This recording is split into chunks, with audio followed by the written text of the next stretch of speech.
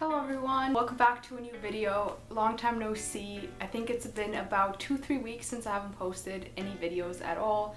I can't say I was super busy every moment of my time during those 2-3 weeks, but I've just been really stressed out. I've been trying to get some certification paperwork.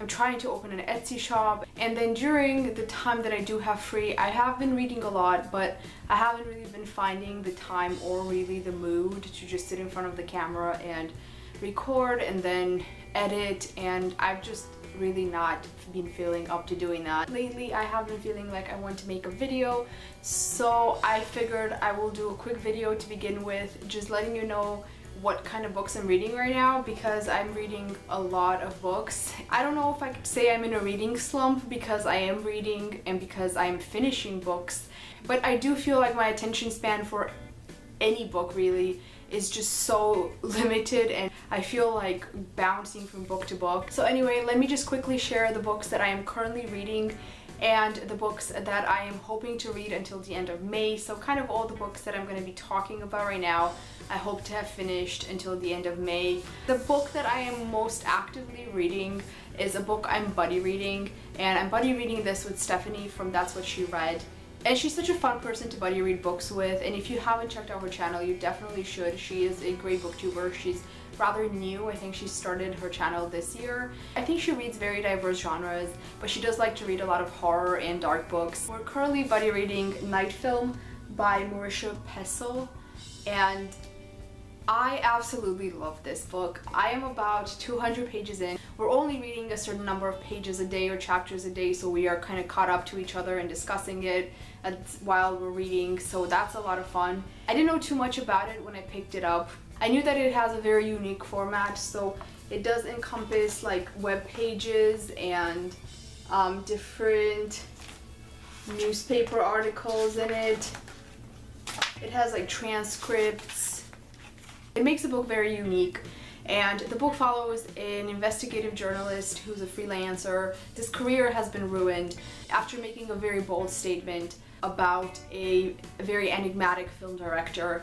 His career has been ruined for about 5-6 years when he finds out that this director's daughter was found dead after committing suicide jumping off a building, and he decides to investigate her death and her past because he believes it's not really a suicide. It's really fun to read. I'm just so addicted to it.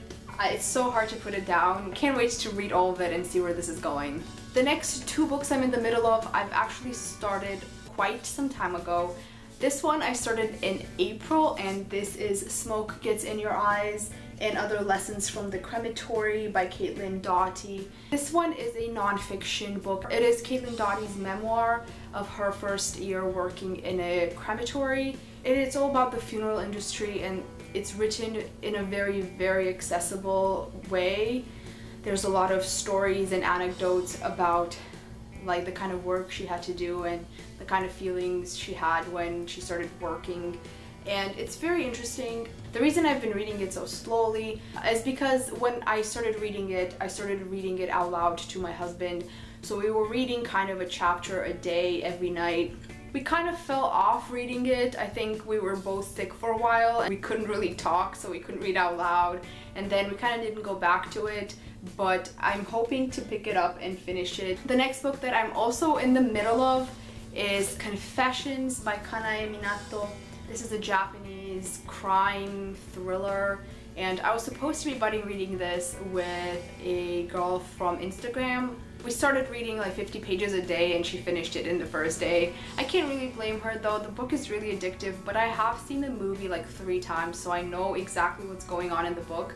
And the plot twists don't really work with me so much because I know where it's going, but she was completely hooked. She couldn't put it down. I don't want to share too much about it. I've brought this up in a couple of other videos, but this one focuses on a class of students and their teacher, and each chapter is told through a voice of a different character. I really like it. I really like the themes of this book. I am planning to make a full review for this for my Japanese series. I'm also planning on reviewing the movie adaptation and hopefully make a book to movie comparison, and hopefully this will all happen, you know, soon. Hopefully I will get to do all that maybe in June. Next up, there are two more books that I am in the middle of.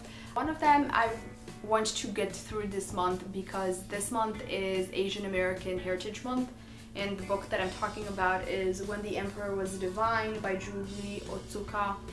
I've only read a chapter and it can't really say what this book is about. The first chapter was very confusing. It was just about a woman getting evicted from somewhere. I'm not exactly sure. She kind of just packed up all her life in suitcases, took her children, got rid of her pet, and just had to move.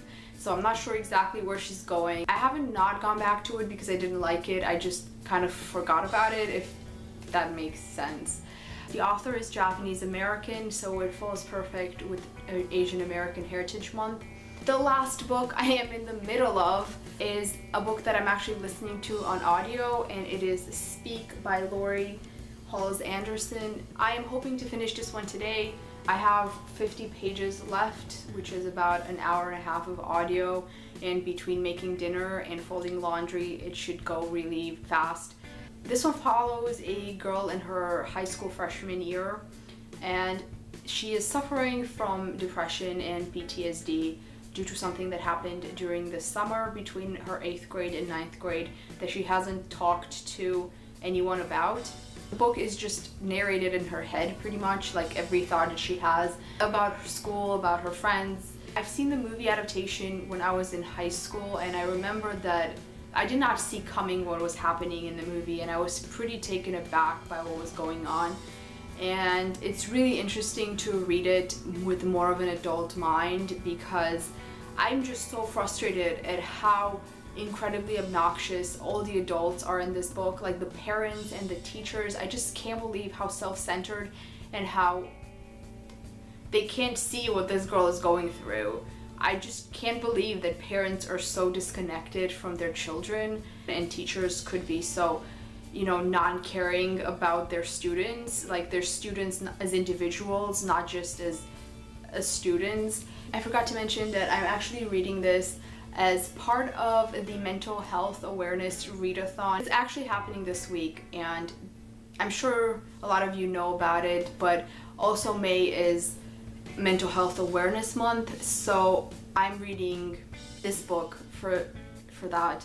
And I'm also hoping to get through Wasted, a memoir of anorexia and bulimia by Maria Hornbacher. I don't know too much about eating disorders except for just what we learned in college during my psychology major. This would be the first memoir that I read, though. I read textbooks and articles about it at the time, but this will be my first memoir of eating disorders, so I think it's going to be really interesting.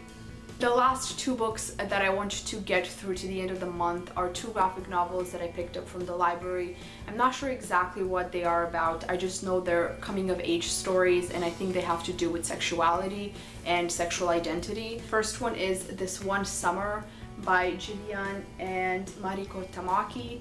This one I think I heard was banned from school libraries for inappropriate content, whatever that means.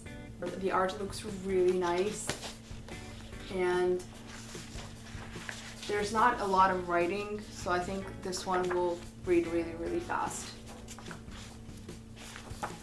The second book, which I think is, like I said, the same thing about sexual identity and coming of age, is Honor Girl by Maggie Thrash. The art in this one does not look so appealing to me, but I do think it's gonna grow on me as I read it.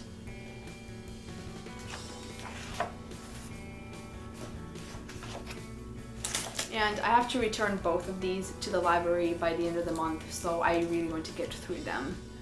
This is it for all I'm currently reading now and hoping to read by the end of the month. It does seem like a lot, there's 8 books in there, but I am in the middle of half of them, and I'm pretty confident that I'll be finishing them until the end of May. Let me know down below what you guys are currently reading. Let me know if you're reading anything for Asian American Heritage Month or for Mental Health Awareness Month. I hope you enjoyed this video. I hope you're enjoying your currently reading books, and I will see you soon in another video. Have a really great day. Bye.